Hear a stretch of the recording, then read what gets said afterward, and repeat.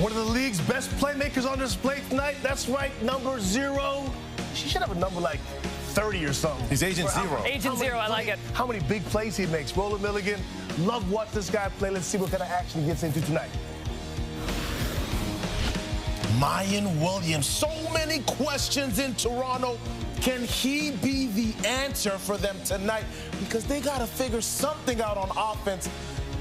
Can he do it? Can he do it is the question.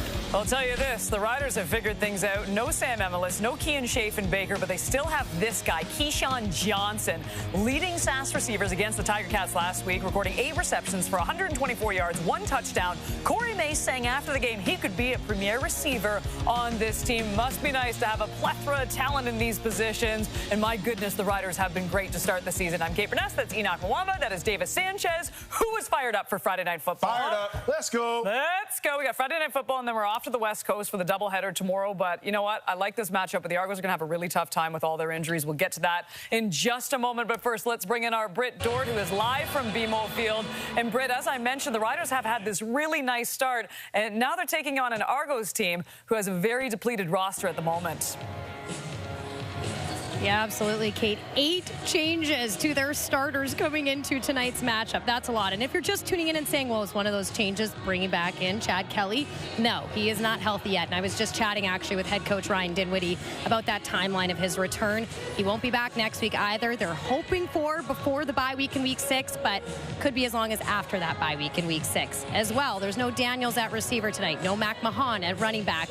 But the good news is you are going to see that little newcomer Mayan Williams, who we've been enjoying seeing the sample size of him. And they brought back Kevin Brown, who they released before the season started. He's going to back him up tonight. Probably one of the bigger ones, having no Wynton McManus on defense. And I talked to the defense about that this week. He said not only is that a veteran presence that we're going to miss on the field, also off the field. He's a big voice for this team. Yes, you mentioned 0-2 to start the season, but they're not panicking yet. Lots of the season to go. On the opposite side of the ball, though, the Riders 2-0 to start the year. And you can imagine this is an exciting matchup for A.J. Ouellette, who finally gets to return to Toronto. He missed the game last year to face his former team in his old home because he was injured. So he's pretty excited for it tonight. And if you're wondering, is Kadeem Carey in the lineup? Because he was with Saskatchewan last week. No, he is not, because Thomas Bertrand-Hudon comes off the IR. He's back in that Canadian running back.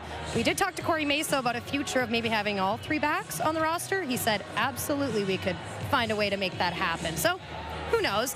But when talking about that adversity, Kate, sometimes it's good for...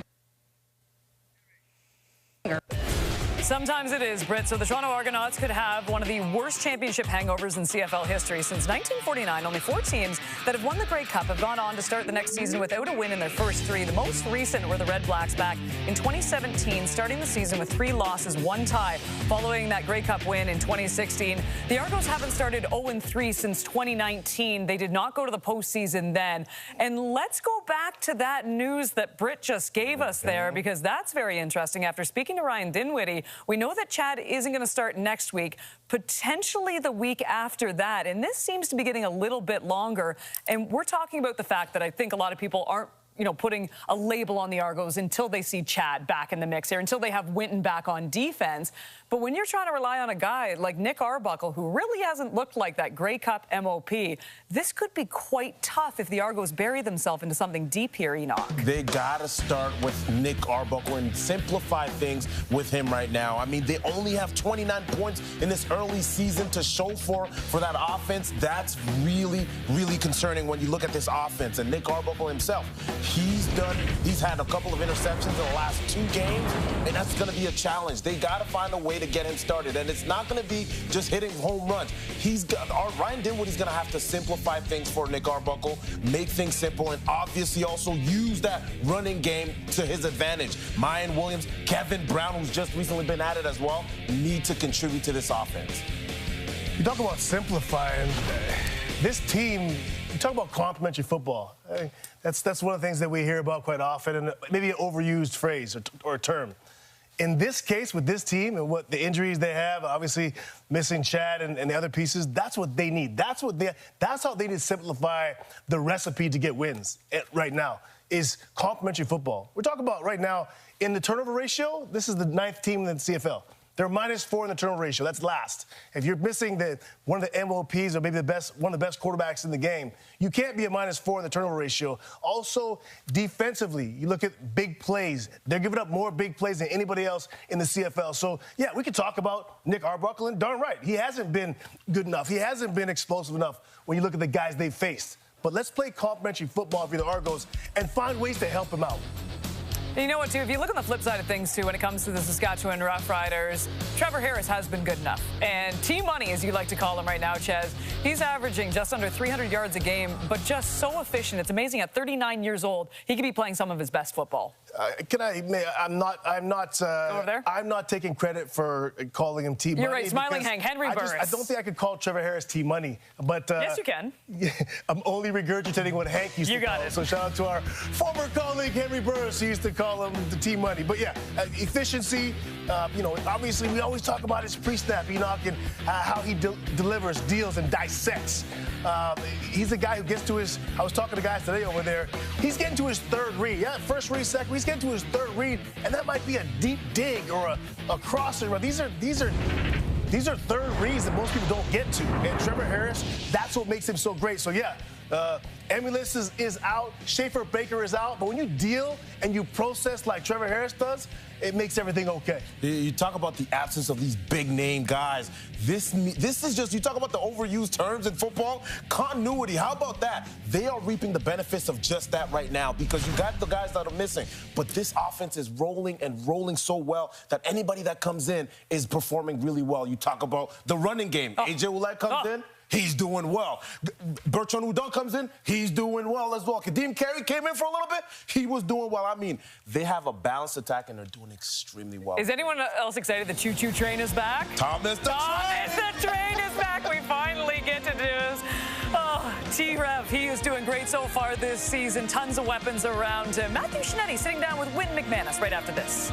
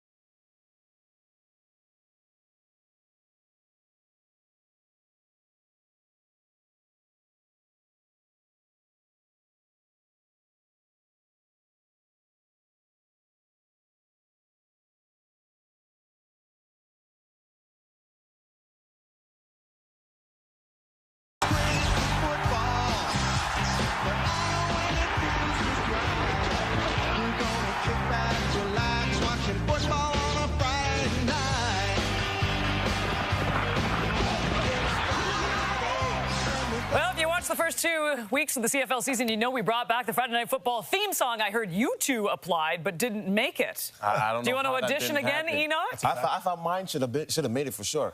It's Friday. Come on. That's all you got? I mean, come on. No, it makes sense. You know what? Kudos to the players that did participate. Here's a little behind the scenes. Okay, ready to go? Yeah, and on your mark, yeah. I'm looking at you. Look right in the camera. Okay. On me? On you. Yeah. Okay. Okay. And we're rolling. Oh, I thought you were gonna have the music with me at the same time. Okay. Okay, I was waiting for the music. It's Friday night football tonight. It's Friday. Okay, a little more energy. Oh, a little more energy, sorry. I thought you said tender. And we ready. Hold on. And we ready for a fight. Auto-tune. I'm gonna kick back, relax. Go That's kick back, relax. You can definitely do I'm gonna movement. kick back, relax. Yeah, perfect. And we're rolling. Kick back, relax. Perfect. Kick back, relax. Okay. Kick back, relax. Action. We're gonna be hard to tame. Or is it and? Ready? 3, 2, 1. Eat 'em raw. Perfect. A little more energy. Eat 'em raw. Action. Wait, to do 1, 2, 3. Yeah. I'm rolling. It's on you. It's Friday! Woo. From coast to coast. All right, and let's try that again, Jason. Maybe do a little pushing on him when he does it. If you're comfortable singing it, I would say definitely. CFL is Canada's game. I feel like that was a little deep, huh? It's a little higher. CFL is Canada's But don't worry about. The CFL is Canada's game. Woo! That was smooth. Yeah! We all pumped up to party! We can hear you in Saskatchewan. The boys are all back. The boys are all back. The boys are all back. Watching Friday night football. The game is up. All right, I got you. Okay. It's Friday night football tonight. I love it. Yeah, You do that a couple more times just for singing. That's great. That was great. That was good? Yeah. Woo! You hear that? But I know when it feels just right. That's great. That one was just. That's right. There you go. Woo! Yeah. That's beautiful. Awesome. Nice. I love it. Reggie Beggleton wins. And Davis Alexander. Davis Alexander as well. You Shout know out what? to you guys. Shout out to every one of those players that Trevor decided to do Harris' that. facial expression. It Go takes back and look guts at to sing on television. That's dirty, by the way. All right, we've talked about this throughout the pregame so far, but some key injuries for the Toronto Argonauts as they start this season. Chad Kelly now, Wynton McManus, Janarian Grant, Tavares Daniels now, Deontay McMahon, and Darius Siracco. My goodness, the list just goes on and on and on. Now, recently, our Matthew Shinetti got to sit down with Wynton McManus, even though he's not playing, still a key piece of this leadership. For the second time in 3 years, Toronto is the Grey Cup champion. Does it feel different now? I know how much you wanted that moment to lead a team out. Even though you'd been a part of a championship team in 22, to do it last year, to be the guy. I still remember you standing on the field pregame, just staring at the Bombers. To be able to know that you had your moment and you led your team after a difficult season to a championship. What do you think about it now? Honestly, I want to do it again. You know, from just taking that time and manifesting it and experiencing it and being there wholeheartedly, like being where my feet are, taking in those moments and understanding that, you know, we do all this work for, I guess, a short period of gratification. And, you know, for me, once it was over, man, it lets you know that your work is not for naught, but, man, I want to do it all over again. Does it matter more because you now hit that level that two guys that I know that you respect, Enoch and Alex Singleton, have been at? Like, did it feel like you climbed a mountain and that you kind of understood what they experienced and how they led? Did you have a moment where you're like, oh, this is what it feels like when you're the guy you take that responsibility on and you win that day and you win that championship? I had that moment, but it was short-lived for me, honestly. Because you didn't enjoy it, or I did enjoy it. I enjoyed it. I stayed with it with my family and enjoyed it that way. But I couldn't stay in it too long. I feel like that would just kind of make me a little complacent and, you know, be okay with having just that moment. And for me, I feel like what makes those guys great is they've had many moments. They've had a lot of times and opportunities where they're the leader of the team and led teams to the mountaintop. So for me, as many times as I can do it, man, you know, you rejoice in it, but it's back to work. Look, never too high, never too low, right? This is what we do. We don't ride the wave, man. We make plays. We always do this, right? Leaders lead in different ways, but it's how people take that leadership and whether or not they listen and they're receptive to it. Is there a moment that you realized that these Argos were listening to you and they wanted to be led by you? It was a moment before in meetings, and it came from, I guess, the whole defense, but it started with the coach. You know, watching film after practice, going through things, talking through situations. It was a time I forgot what exactly he asked, and everybody was kind of debating about it. And then he was like, well, Win, how do you see it? You know, you're going to be the one out there, and like the room just stopped, and everybody turned to me and just kind of looked. That let me know right there that, man, these guys are looking to you. And, you know, you got to be on top of it, and these guys respect you. These guys want to know your voice. So, you know, whatever it is you're saying, whatever it is, how you feel and how you see it, everybody's going to take to it. And so for me, I think that was just that moment where I was like, wow, okay, well, I got to speak up now. You know, I have to be vocal about what it is. This and what I say is what it's going to be. Y'all know how we do business, right? Yes, the great way only. Yes, the great way only, man. It's a pleasure, dog. It's a pleasure to play with y'all boys, man. Great business just isn't just how you act in the business that you do, it's how you look when you do your business. When did it become part of your responsibilities to kind of maybe set the fashion tone pregame? And like, when did that happen? Or did you just say, listen, this is part of it may not be part of my responsibilities, but I'm going to take it? I was asked, you know, I guess if you start making plays, you get a little more trust across the room and everybody. So, you know, equipment would come to me and ask us certain things, I guess because they could kind of feel that a lot of the guys listen to and respect what I have to say. You know, you look good, you play good, they pay good. So if we can step out on the field and everybody's comfortable with, you know, our uniform choice and our socks and, you know, the different things, what arm sleeves we're wearing, you know, it's always just going to help everybody play better and be more comfortable out there. I mean, when you talk about leadership, I mean, what does it mean to you that you have a veteran equipment guy like Danny Webb coming to you and saying, this is a guy who has been around some incredible Argos teams, championship Argos teams, some incredible players, but he's now looking at you and saying, what pants are we wearing? What jersey are we wearing? Like, did you have that same kind of moment that you did in the meeting room where you're like, okay, it is on me. Like they're looking to me now. I've had that moment a couple of times with Danny. You know, like you said, he's respected, been around this team a long time, been around the league a long time. And they came to me with that early on in the year. And then, like, a little later on in the season, we got the music for the locker room. Well, the Bluetooth system that we have getting in only goes to one phone. And so they came to me and said, you know, they trust me to play the music for the locker room. And I think that's when I had that moment like, man, you came to me to pick the music. So, you know, first it's the uniform, now it's the music, and now it's like I feel like I've earned that respect and I don't want to do anything to tarnish that. You know, great business is for a reason, and I got to make sure I keep it up. You know, Danny respects me and trusts me for a reason. You know, I don't want to let him down. By the way, Wynn McManus will be joining us on the panel next Friday. Allowed him to come in here? Yes, but no toothpicks, Wynn. I think we're going to have to find you a suit as well. Think we can make it happen? We can make that happen for sure.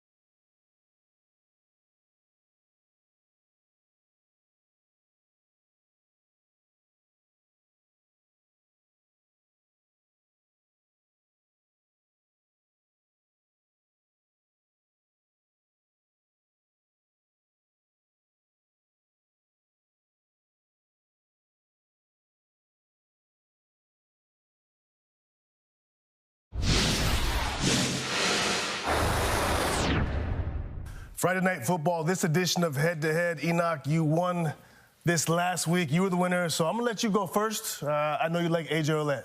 Yes, get used to me winning. But A.J. Ouellette is coming back to where it all started, Davis.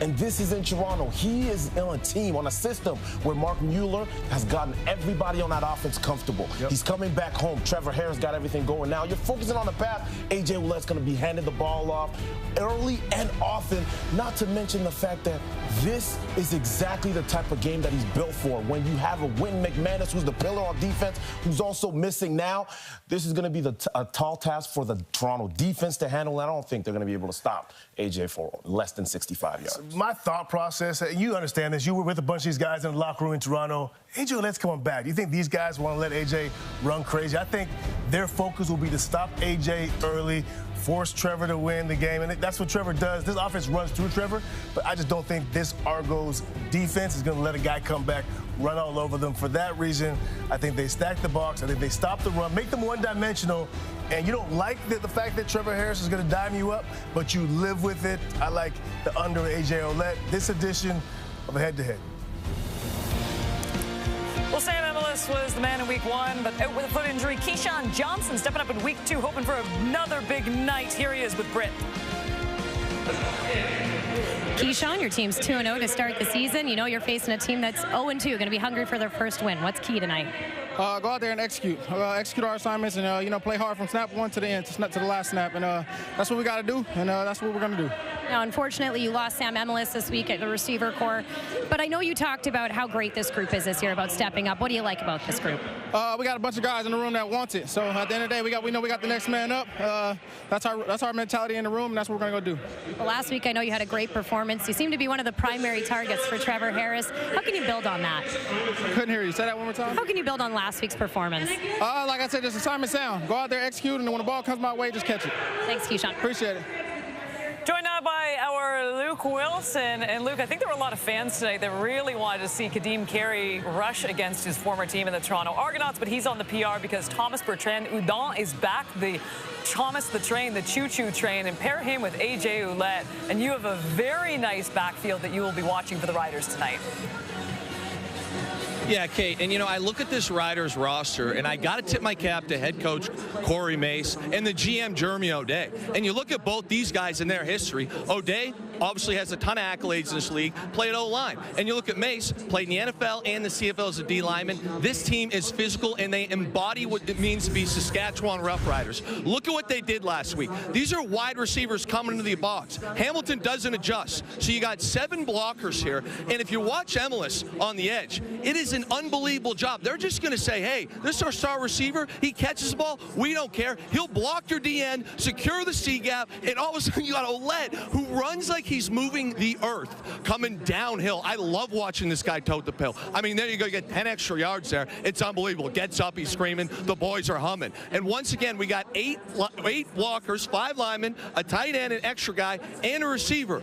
We only got 6 in the box here for Hamilton. I couldn't believe they didn't adjust this. It is what it is. Saskatchewan says, you think you come in here and play 6 or 8? Watch this. It's a great press here by Ouellette. He pushes, boom, makes the cut. You're not going to tackle this guy in open field, and if you do, you're going to have to take him an absolute beatdown.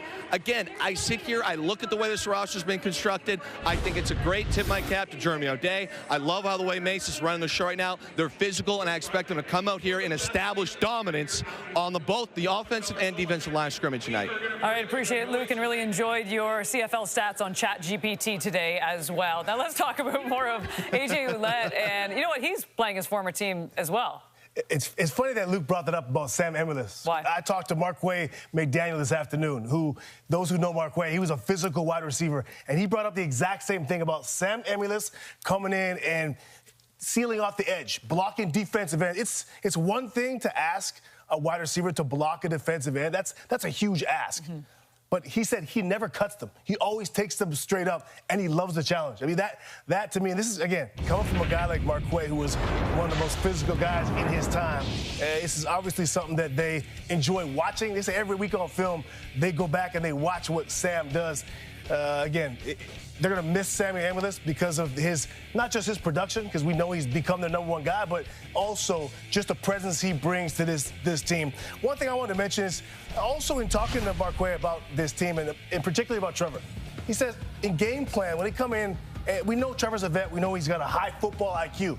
He said that on Mondays or Tuesdays, they come in for day one, and he'll walk into the coach's office, Trevor Harris will, and he'll already be telling them about the defensive tendencies before they even started game planning for the week. So when you have a guy like that, another coach, an extension of the coaching staff, and a guy that works off the field and in the meeting room like he does, it's just a huge advantage. And this team is physical, and they have high football IQ. We're watching a team that has high expectations, and like Luke talked about it, it is well built. They did a great job from top to bottom, offense, defense, special teams. They do a great job of performing at a high level, even when guys are missing. You talk about Sam Amulis and what he's willing to do. Corey Mace loves it about him. He talked about it last week. He was hurt middle of the game, and he still kept playing. They had to pull him out, but that's the attitude of this whole team. And so when you talk about this team, and you talk about the commitment that they have to the running game, if Toronto wants to have a chance, they're going to have to fight fire with fire and start to run the ball as well. Because if you look at the Toronto Argonauts right now, they don't have an answer. They don't have a solution to the issues that they're having right now. I'm looking at Mayan Williams. I'm looking at Kevin Brown as well coming in. They will need to start running the ball because all they need is momentum to start opening things up. To go back to the point, too, of Jeremy O'Day and what they've done with this team, it's continuity. They re-signed every single All-Star. Look at Montreal right now. They did the same thing. And the Argonauts, all this change, and they haven't found their rhythm. Maybe there's something to it.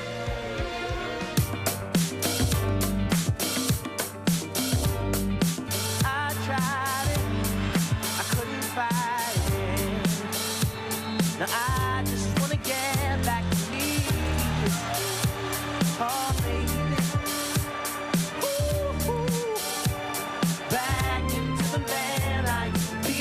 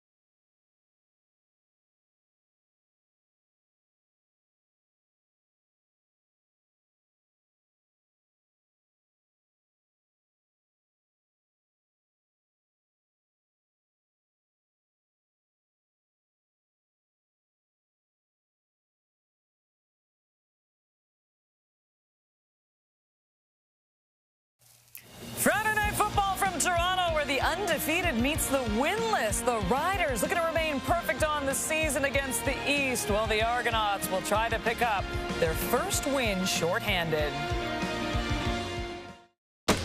Anytime's great for football, but I know when it feels just right. I'm gonna kick back, relax. Watching football on a Friday night.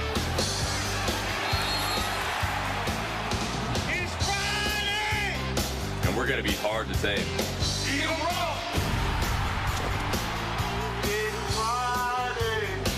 Coast to coast.